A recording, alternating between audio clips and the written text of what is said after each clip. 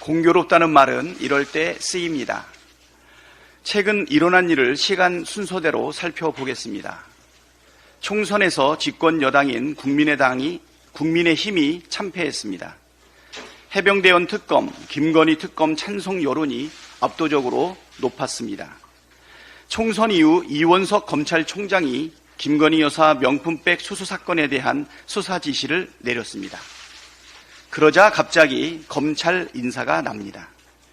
김건희 수사를 담당하던 송경호 서울중앙지검장이 사실상 좌천되었고 이원석 검찰총장의 참모들도 줄줄이 다른 것으로 발령이 났습니다.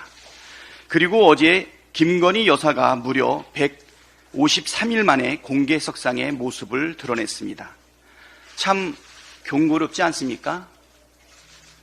검찰총장의 동의 없이 진행된 검찰 인사가 김건희 여사 수사를 막기 위한 것이었다는 방증 아닙니까?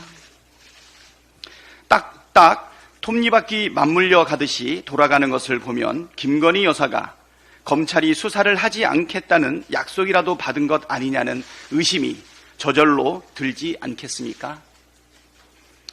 제가 보기엔 오얏나무 아래에서 가끔 고쳐 맬 게 아니라 오얏나무 열매를 미리 따놓고 가끔 매는 척하는 것 아닙니까? 김건희 여사 수사는 윤석열 정부의 불공정과 검찰의 편파 수사를 보여주는 대표 사례입니다.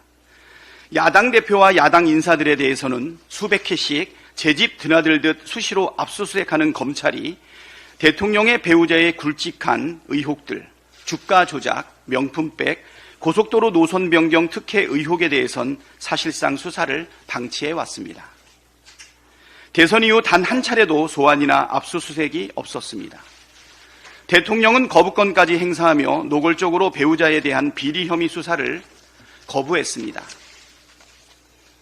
그러니 특검을 해야 한다는 여론이 높아지는 것입니다.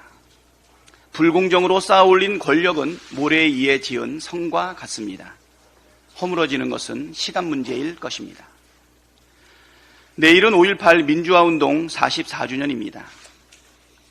대한민국의 민주주의를 위해 희생하고 헌신하신 광주 시민들과 민주주의를 위해 싸워주신 모든 분들에게 존경의 마음을 담아 감사드립니다. 우리가 누리는 민주주의는 수많은 분들의 피와 땀 위에 만들어진 것입니다. 광주 시민들은 계엄군의 총탄 앞에서도 굴하지 않으셨고 민주화 과정에서 수많은 분들이 독재의 권력과 맞서 싸우다 희생당하셨습니다. 그 모든 분들의 희생과 헌신 덕분에 오늘 우리가 민주주의를 누릴 수 있음을 기억합니다.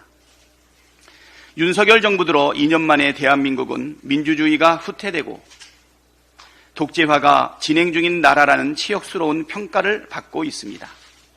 총선 민심은 태행하는 민주주의를 지키고 앞으로 전진시키라는 요구도 담겨 있습니다.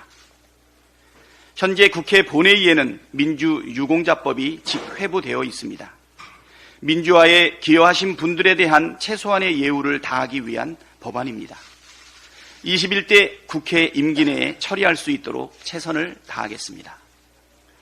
또 하나, 5.18 민주화운동 정신을 헌법 전문에 담아내는 일도 서둘러야 합니다. 윤석열 대통령도 약속했던 바이고 국민의힘 지도부도 여러 차례 동의했던 만큼 더 이상 미루지 말고 22대 국회에서 처리될 수 있도록 속도를 내야 합니다. 민주유공자에 대한 예우를 다하고 헌법 전문에 5.18 정신을 담아내는 일에 국민의 힘도 적극 협력하기를 기대합니다.